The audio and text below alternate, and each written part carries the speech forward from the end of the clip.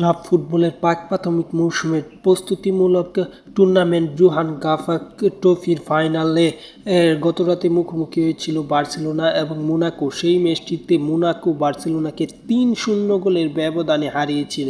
এটি একটি অত্যন্ত সুন্দর ম্যাচ হয়েছে। বার্সেলোনা যে ম্যাচটিতে পাত্তাই পায়নি মোনাকো এফসির কাছে। ম্যাচের প্রথম থেকে শেষ পর্যন্ত বিবেচনা করলে বার্সেলোনা প্রায় সমান খেললেও ম্যাচে কোনো গোল তারা করতে পারেনি এবং মোনাকো অত্যন্ত সুন্দর খেলার মাধ্যমে ম্যাচটি ৩-০ গোলের বড় ব্যবধানে জয়লাভ করে। এই জয়ের মাধ্যমে এটি একটি ফাইনাল ম্যাচ ছিল জোহান ক্রাইফ ট্রফির এবং এই ফাইনাল ম্যাচটি জিতে গেল এএস মোনাকো এফসি। সব কিছু মিলিয়ে এই ম্যাচটা জমজমাট হয়েছিল এবং এটি একটি আনুষ্ঠানিক বা প্রস্তুতিমূলক ম্যাচ হলেও এটি ফাইনাল ছিল। সেই হিসেবে দুই দলই ভালো খেলেছে বলা যায় এবং লা লিগা শুরু হবে 17 আগস্ট থেকে। সব খবর পাবেন এই চ্যানেলের মাধ্যমে, তাই চ্যানেলটি সাবস্ক্রাইব করতে ভুলবেন না। ধন্যবাদ সকলকে। পরবর্তী ভিডিও অবশ্যই দেখবেন।